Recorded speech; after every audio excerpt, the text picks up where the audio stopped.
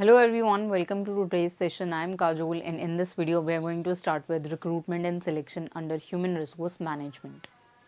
तो इसके previous video में हमने ह्यूमन रिसोर्स के कंसेप्ट को और इसके फंक्शंस को और यहाँ पे ह्यूमन रिसोर्स प्लानिंग को भी हमने डिस्कस किया था, तो आई होप आप इन टॉपिक्स को समझ गए होंगे।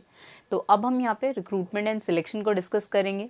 So before we dive into the topic, let me tell you that if you are preparing for UGC NET Commerce, PGT Commerce or for Delhi University examination, then these videos are useful for you. And if you want to know more about our courses, then you can contact with the given number or you can download the Vishnu Economics School app.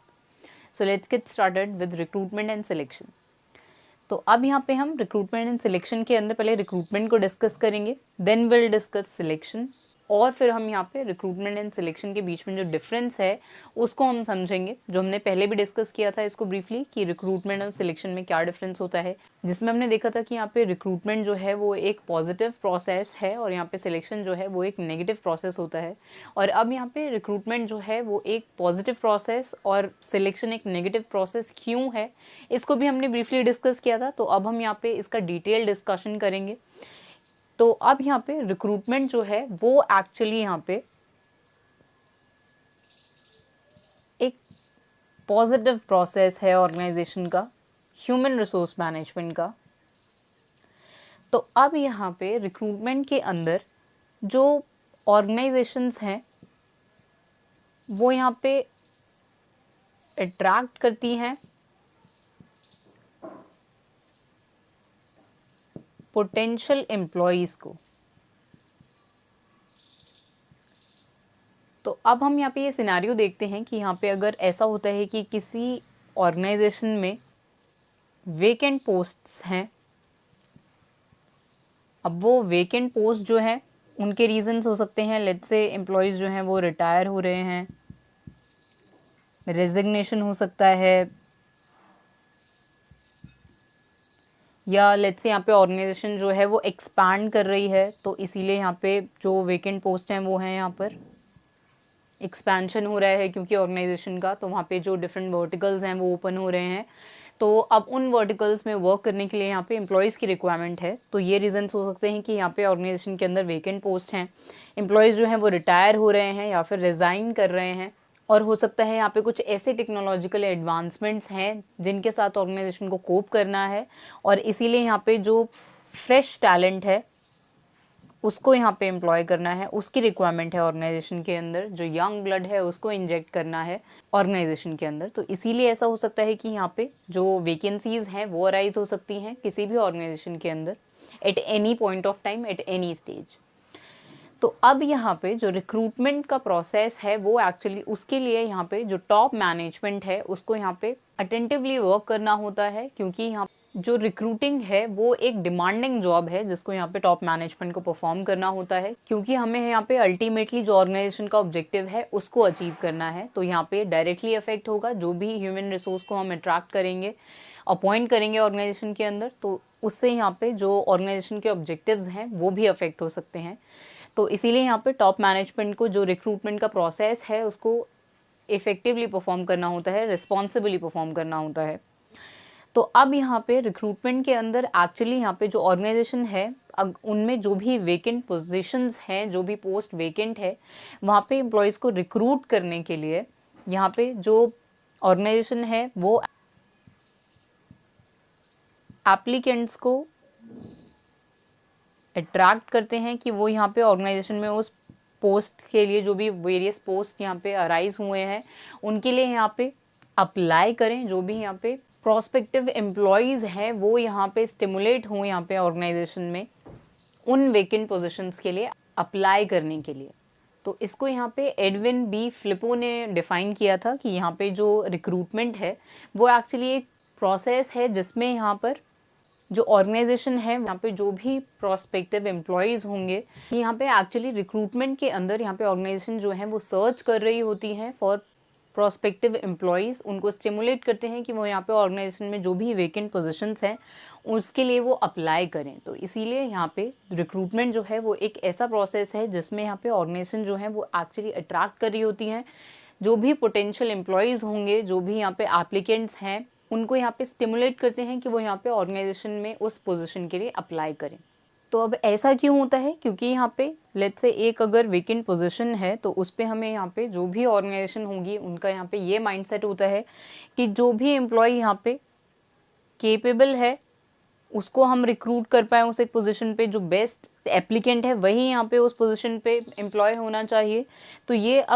जो purpose है वो later stage है, लेकिन अब यहाँ पे उस employ का सिलेक्शन करने के लिए, उस एक पोजीशन के लिए यहाँ पे हमें डिफरेंट एम्प्लॉयज़ को पहले असेस करना होता है, और हम उनको असेस तभी कर पाएंगे जब वो यहाँ पे अप्लाई करेंगे उस जॉब के लिए। तो इसीलिए यहाँ पे ऑर्गेनाइजेशन जो है वो ज़्यादा से ज़्यादा नंबर ऑफ एप्लीकेशन जो है उनको डिमांड करते हैं, ताकि वो यहाँ पे उन एप्लीकेंट्स में से सिलेक्ट कर पाए एक बेस्ट एप्लीकेंट को, जो कि एफिशिएंटली एंड इफेक्टिवली उस जॉब को परफॉर्म कर सकता है। उसका स्किल सेट जो है वो ऐसा है कि यहाँ पे वो उस जॉब को एफिशिएंटली परफॉर्म कर पाएगा। तो इस एम्प्लॉय का सिलेक्शन करने के लिए यहाँ पे पहले हमें डिफरेंट एम्प्लॉयज़ को असेस करना होता है, और उनको असेस करने के लिए यहाँ पे ऐसा होना चाहिए कि पहले उन एप्लीकेंट्स ने अप्लाई किया होना चाहिए उस एक पर्टिकुलर जॉब के लिए। तो इसीलिए अब उन्हीं एम्प्लॉयज़ को अट्रैक्ट करने के लिए यहाँ पे रिक्रूटमेंट का जो प्रोसेस है वो ऑर्गेनाइजेशन के अंदर परफॉर्म होता है। तो हम यहाँ पे देख सकते हैं जो रिक्रूटमेंट के ऑब्जेक्टिव्स हैं उसमें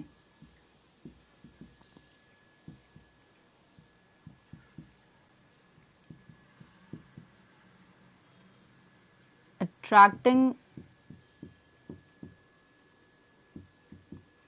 पोटेंशियल एम्प्लॉयज़, जो एप्लीकेंट्स होंगे वो अल्टीमेटली वहाँ पे अगर उनका सिलेक्शन हो जाता है तो वो यहाँ पे ऑर्गेनाइजेशन के एम्प्लॉय बन जाएंगे। तो इसीलिए अभी हम उनको पोटेंशियल एम्प्लॉयज़ बोल रहे हैं। फ्यूचर में ऐसा हो सकता है कि वो एज एम्प्लॉय अपॉइंट हो जाएं उस ऑर्गेनाइजेशन के अंदर। तो इसीलिए यहाँ पे हमें अट्रैक्ट करना है अभी पोटेंशियल एम्प्लॉयज़ को, जो भी यहाँ पे एलिजिबल होंगे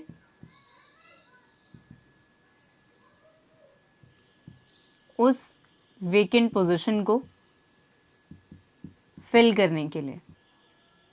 और क्या ऑब्जेक्टिव हो सकता है यहाँ पे रिक्रूटमेंट का, कि यहाँ पे स्टिमुलेट करना है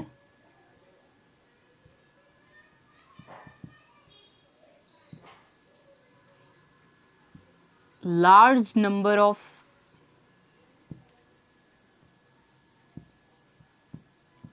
एप्लीकेंट्स को,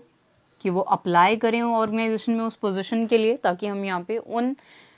सारे ही एम्प्लॉयज़ को असेस करके एक बेस्ट एम्प्लॉय को अपॉइंट कर पाएँ उस एक पर्टिकुलर पोजीशन पे। और हो सकता है यहाँ पे फ्रेश टैलेंट को अट्रैक्ट करना है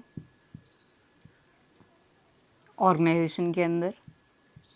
तो ये भी यहाँ पे ऑब्जेक्टिव हो सकता है रिक्रूटमेंट का। तो यहाँ पे हमने देखा कि जो रिक्रूटमेंट है उस प्रोसेस के अंदर यहाँ पे टॉप मैनेजमेंट जो है उसको रिक्रूटिंग जो है वो यहाँ पे एक्चुअली रिस्पॉन्सिबली परफॉर्म करनी होती है। यहाँ पे जो ऑर्गेनाइजेशन है वो अभी यहाँ पे सिलेक्शन नहीं कर रही है या किसी एम्प्लॉय को वहाँ पे असेस नहीं कर रही है, बल्कि यहाँ पे ऑर्गेनाइजेशन अभी जो है सिर्फ वो वहाँ पे ये ऑब्जेक्टिव है रिक्रूटमेंट को परफॉर्म करने का कि यहाँ पे जो भी प्रोस्पेक्टिव एम्प्लॉयज़ होंगे वो यहाँ पे अभी अप्लाई करें उस पोजीशन के लिए जो कि वेकेंट है ऑर्गेनाइजेशन के अंदर एज पर द रिक्वायरमेंट। अब यहाँ पे जो जॉब डिस्क्रिप्शन है, जो वेकेंट पोजीशन है,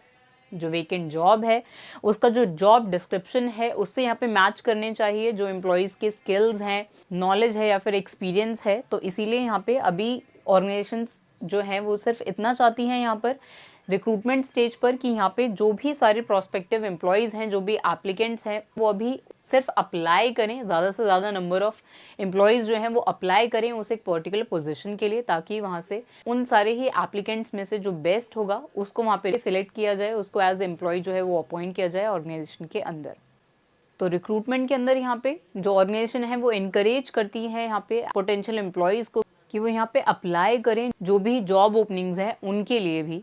तो अब यहाँ पे एम्प्लॉयज़ को हम यहाँ पे कुछ रिजेक्शन नहीं कर रहे हैं अभी हम यहाँ पे, तो सिर्फ अभी हम यहाँ पे एप्लीकेशंस को इनवाइट कर रहे हैं। तो इसीलिए यहाँ पे रिक्रूटमेंट जो है वो एक पॉजिटिव प्रोसेस बोलते हैं हम उसे। तो अब यहाँ पे रिक्रूटमेंट जो है वो इंटरनल और एक्सटर्नल दो सोर्सेज से यहाँ पे परफॉर्म कर सकती है मैनेजमेंट। तो उन्हीं सोर्सेज को अब यहाँ पे हम डिस्कस करेंगे कि इंटरनल सोर्सेज से कैसे रिक्रूटमेंट हो सकती है और एक्सटर्नल सोर्सेज से कैसे हो सकती है। तो अब यहाँ पे पहले हम इंटरनल सोर्सेज को डिस्कस करेंगे रिक्रूटमेंट के।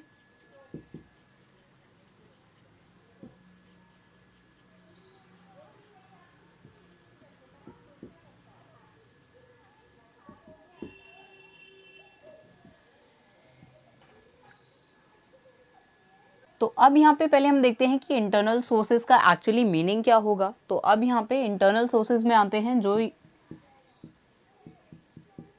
एम्प्लॉयज़ जो हैं जो ऑलरेडी एग्जिस्ट करते हैं ऑर्गेनाइजेशन में। तो एग्जिस्टिंग एम्प्लॉयज़ को अगर हमें रिक्रूट करना है वेकेंट पोजीशंस पे, तो इसको हम यहाँ पे बोलेंगे कि ये इंटरनल सोर्स है रिक्रूटमेंट का। और यहाँ पे इंटरनल एडवर्टाइजिंग के थ्रू यहाँ पे इंटरनल सोर्सेज, और यहाँ पे इंटरनल एडवर्टाइजिंग के थ्रू यहाँ पे जो ऑर्गेनाइजेशन है वो एग्जिस्टिंग एम्प्लॉयज़ को ये बता सकती है कि वो जो एग्जिस्टिंग एम्प्लॉयज़ हैं वो अप्लाई कर सकते हैं उस एक पर्टिकुलर वेकेंट पोजिशन के लिए ऑर्गेनाइजेशन के अंदर।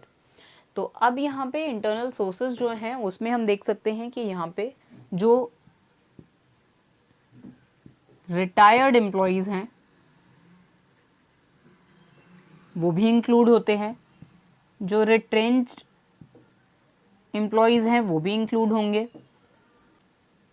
और जो डिपेंडेंट्स ऑफ डिसीज्ड एम्प्लॉयज़ हैं वो भी यहाँ पे इंक्लूड होते हैं एग्जिस्टिंग एम्प्लॉयज़ में या इंटरनल सोर्सेज में ऑर्गेनाइजेशन के। तो इसीलिए यहाँ पे ये सारे ही एम्प्लॉयज़ जो हैं वो अप्लाई कर सकते हैं उस एक वेकेंट पोजीशन के लिए ऑर्गेनाइजेशन के अंदर। तो अब इससे यहाँ पे ऐसा हो सकता है कि लेट्स से कोई एक वेकेंट पोजीशन है यहाँ पर, और अब इसमें यहाँ पे अगर ये एक पर्टिकुलर एम्प्लॉई है तो ऐसा हो सकता है कि इसका प्रमोशन हो सकता है और ये अपॉइंट हो सकता है इस एक पर्टिकुलर पोजीशन पे। ये एम्प्लॉई जो है वो ऑलरेडी उस ऑर्गेनाइजेशन में वर्क कर रहा था, एग्जिस्टिंग एम्प्लॉई था, और यहाँ पे लेट्स से रिटायरमेंट की वजह से अगर यहाँ पे एक पोजीशन जो है वो वेकेंट हो जाती है, तो इस एम्प्लॉय को अब ये चांस मिलता है कि ये यहाँ पे अप्लाई कर सकता है इस पोजीशन के लिए, इस वेकेंट पोजीशन के लिए, और यहाँ पे इससे इस एम्प्लॉय का प्रमोशन हो सकता है। ऐसा भी हो सकता है कि यहाँ पे इस एम्प्लॉय का डिमोशन हो जाए, जिस पोजीशन पे ये ऑलरेडी वर्क कर रहा है उससे जो लोअर लेवल की पोजीशन है वो इसको ऑफर हो जाए, और यहाँ पे ऐसा ट्रांसफ़र के थ्रू भी हो सकता है, जिसको हम यहाँ पे बोलते हैं कि वो रिक्रूटमेंट का इंटरनल सोर्स है, जिसमें जो एग्जिस्टिंग एम्प्लॉयज़ हैं उन्हीं को हम यहाँ पे वेकेंट पोजीशंस जो हैं वो ऑफ़र कर रहे हैं। तो यहाँ पे जो हमने देखा कि ये प्रमोशन है और ट्रांसफ़र है या फिर सर्विस एक्सटेंशन है,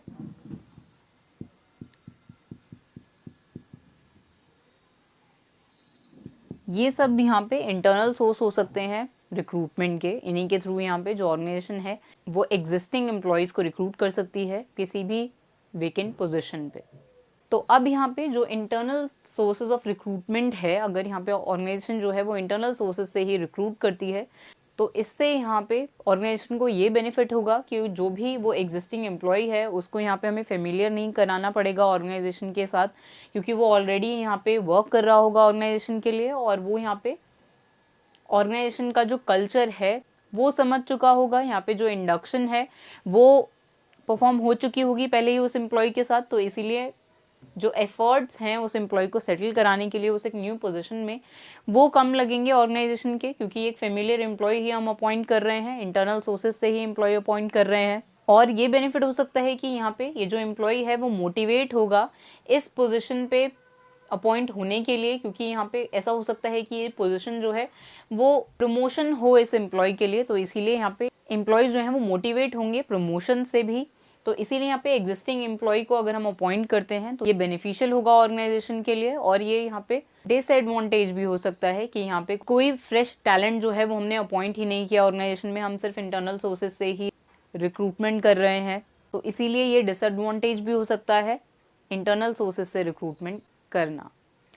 तो अब हम यहाँ पे एक्सटर्नल सोर्सेज ऑफ रिक्रूटमेंट को डिस्कस करेंगे, जिसमें यहाँ पे ये पोटेंशियल एम्प्लॉयज़ जो हैं वो यहाँ पे हम आउटसाइड ऑफ द ऑर्गेनाइजेशन से रिक्रूट करेंगे। तो एक्सटर्नल सोर्सेज के अंदर यहाँ पे जो applicants external to the organization है, जो एग्जिस्टिंग एम्प्लॉयज़ नहीं है, आउटसाइड टू द ऑर्गेनाइजेशन है, उन एम्प्लॉयज़ के लिए हम यहाँ पे बात कर रहे हैं एक्सटर्नल सोर्सेज के अंदर।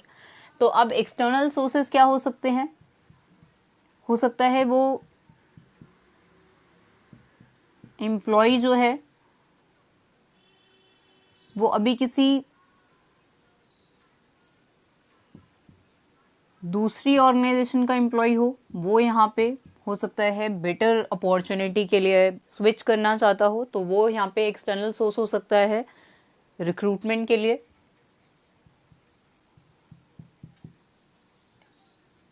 एम्प्लॉयमेंट एक्सचेंज हो सकता है, जिसमें डिफरेंट एप्लीकेंट्स जो हैं वो अप्लाई करते हैं जॉब्स के लिए। यूनिवर्सिटीज़ हो सकती हैं, यूनिवर्सिटी स्टूडेंट्स जो हैं वो हो सकते हैं यहाँ पे। जो कैंपस प्लेसमेंट्स होती हैं उनको हम इंक्लूड कर सकते हैं एक्सटर्नल सोर्सेज में।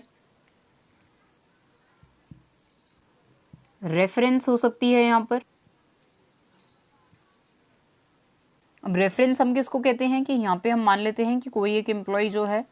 वो ऑलरेडी इस ऑर्गेनाइजेशन में वर्क कर रहा है और इस एम्प्लॉय का कोई एक रिलेटिव है जो कि इस ऑर्गेनाइजेशन में अप्लाई करना चाहता है। तो अब ये एम्प्लॉय जो कि एक्चुअली उस ऑर्गेनाइजेशन में वर्क कर रहा है वो यहाँ पे रेफ़र कर सकता है इस एम्प्लॉय को कि उस वेकेंट पोजीशन के लिए जो इस ऑर्गेनाइजेशन में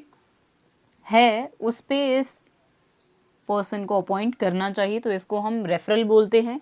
कि यहाँ पे रेफरेंस के थ्रू अपॉइंटमेंट हो रहा है एक एम्प्लॉय का। तो ये भी यहाँ पे एक्सटर्नल सोर्स होगा रिक्रूटमेंट का। तो ये सब यहाँ पे हो सकते हैं एक्सटर्नल सोर्सेज ऑफ रिक्रूटमेंट और इनके भी यहाँ पे बेनिफिट्स एंड डीमेरिट्स हो सकते हैं। तो अब यहाँ पे एक्सटर्नल सोर्सेज से अपॉइंट करने का बेनिफिट ये हो सकता है ऑर्गेनाइजेशन को कि यहाँ पर जो फ्रेश टैलेंट है उसको यहाँ पे ऑर्गेनाइजेशन इंजेक्ट कर सकती है ऑब्जेक्टिव्स को अचीव करने के लिए और यहाँ पे टेक्नोलॉजिकल एडवांसमेंट के साथ कोप अप करने के लिए। और यहाँ पे जो डीमेरिट्स हैं वो हो सकते हैं एक्सटर्नल सोर्सेज के कि यहाँ पे ये एक एक्सपेंसिव प्रोसेस हो सकता है, टाइम कंज्यूमिंग हो सकता है और यहाँ पे जो एडवर्टीजमेंट कॉस्ट है वो इनकर करनी पड़ती है ऑर्गेनाइजेशन को अगर वो एक्सटर्नल सोर्सेज ऑफ रिक्रूटमेंट को अडॉप्ट करती है। तो इसीलिए यहाँ पे जो ऑर्गेनाइजेशंस हैं वो रिक्रूटमेंट के जो ये डिफरेंट सोर्सेज हैं इनके थ्रू यहाँ पे रिक्रूटमेंट को परफॉर्म कर सकती है। तो आई होप आप यहाँ पे रिक्रूटमेंट को समझ गए होंगे, इसका जो कंसेप्ट है उसको समझ गए होंगे। तो अब इस वीडियो के नेक्स्ट पार्ट में हम यहाँ पे रिक्रूटमेंट के प्रोसेस को और यहाँ पे सिलेक्शन का जो कंसेप्ट है और जो प्रोसेस है उसको समझेंगे। So that is it for now. See you in the next video. Thank you.